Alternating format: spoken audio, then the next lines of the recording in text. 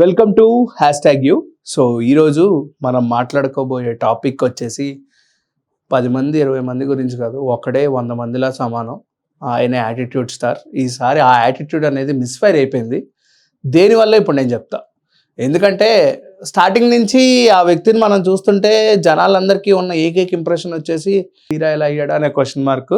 దాంతోపాటు వాళ్ళకు వచ్చే ఆన్సర్ ఏంటంటే ప్రభాకర్ గారి కొడుకు కాబట్టి పర్లేదులే సీరియల్స్ వేసుకుంటాడేమో అనుకుంటే మూవీ యాక్టర్ అయిపోయాడు, స్టార్ హీరో అయిపోయాడు. హీరో అయిపోగానే స్టార్టింగ్ నుంచే కొన్ని ఏ రేటెడ్ సినిమాలు యూబైఏ సినిమాలు చేశాడు with bold of Arjun Reddy romance.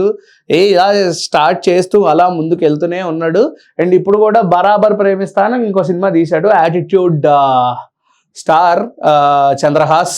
So ఆ బరాబర్ ప్రేమిస్తా సినిమా గురించి మాట్లాడాలంటే నేను ఎక్కువ ధైర్యం చేయలేను. ఎందుకంటే హానెస్ట్లీ చెప్పాలంటే ఆ సినిమా గురించి వాళ్ళ మాటల్లో చెప్పింది ఏంటంటే, నేను చాలా హానెస్ట్గా ఈ సినిమా తీశాను, ఎప్పుడో 3 years క్రితం సినిమా అది ఓకే చేసుకొని సో దానికి వర్క్ చేసి ముందుకు వెళ్ళాడు. అండ్ కంప్లీట్గా ఆ సినిమా విషయానికి వస్తే ఊరు అదే రొటీన్ టెంప్లెట్స్. ఇప్పుడు ఏ సినిమా చూసినా మనం అవే 4 కథలను అటు తిప్పి ఇటు తిప్పి తీస్తున్నారు మన తెలుగు సినీ ఇండస్ట్రీ. సో ఆ సినిమా టెంప్లెట్ కూడా అదే.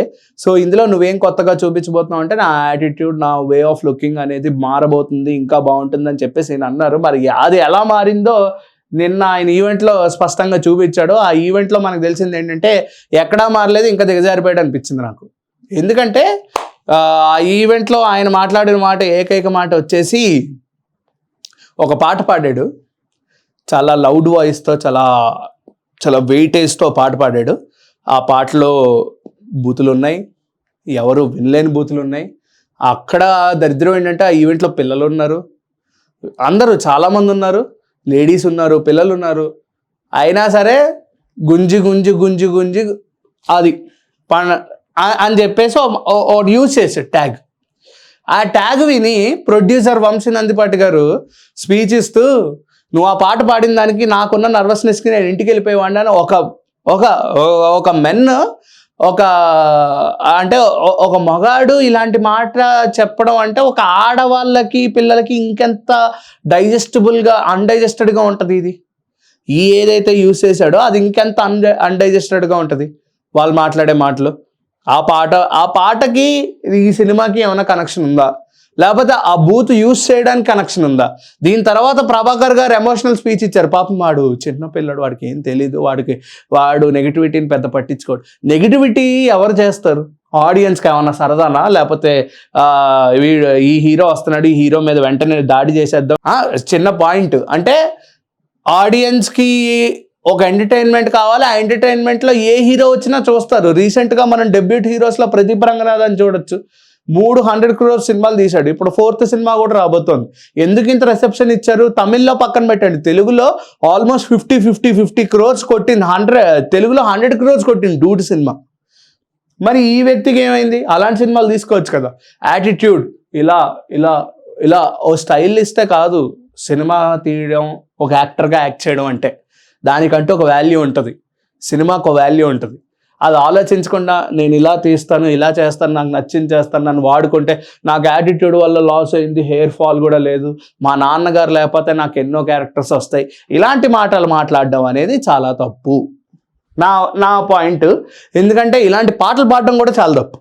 ఆ ఈవెంట్లో దాని తర్వాత చాలామంది ఒకటే మాట అన్నారంటే, ఇలాంటి బక్వాస్ కంటెంట్ని కూడా ఎలా ప్రమోట్ చేస్తున్నారు తెలుగు యువత అనే క్వశ్చన్ మార్క్. సోషల్ మీడియా ప్లాట్ఫామ్స్లో ఈయన వీడియో ఎందుకు ట్రెండ్ అవుతుంది? చూడనట్టు వదిలేయచ్చు కదా. ఇలాంటి బక్వాస్ ట్రెండ్ని కూడా మీరు ఎందుకు హైలైట్ చేస్తున్నారని చెప్పి చాలామంది అడుగుతున్నారు. ఫైనల్లీ ఈయన గురించి ఒక మాటలో చెప్పాలంటే, ఈ యాటిట్యూడ్ అనేది తగ్గించుకోవాలి. ఈ యాటిట్యూడ్ తగ్గలేదా అలాగే కిందకి వెళ్ళిపోతారు. అండ్ ఆయన చెప్పినట్టు పట్టించుకోని అవసరం లేదు కదా, అలాగే పట్టించుకోకుండా ఉంటేనే హ్యాపీగా బాగుంటుందేమో అని నా ఒపీనియన్. సో ఈయన పాడిన పాట గుంజి గుంజి పాట మీకు ఎలా అనిపించింది? ఆ పాట మీరు విన్నారా? మీరు వినుంటే మీ స్పందన ఏంటి అనేది మాకు కింద అయితే కంపల్సరీగా చెప్పండి. అంటే మీ యొక్క ఒపీనియన్ మాకు తెలుసుకోవాలని నేను ఫీల్ అయినప్పుడు నేను 10 మంది ముందు ఆ ఆడియో రికార్డు కానీ ఆ వీడియో రికార్డు కానీ ఓపెన్ చేయాలంటేనే నాకు నర్వస్నెస్గా ఉంది.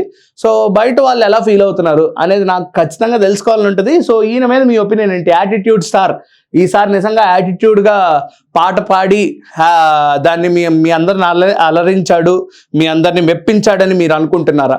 సో మీరేమనుకుంటున్నారు? నాకైతే యాటిట్యూడ్ అనేది మిస్ఫైర్ అయిపోయింది, ఇలాంటి యాటిట్యూడ్తో ఉంటే ముందుకు వెళ్ళలేడు అని చెప్పేసి నాకు అనిపిస్తుంది. సో మీరేమనుకుంటున్నారో కింద అయితే కామెంట్ చేయండి. Until then please watch #you. This is Karthik signing off. Thank you.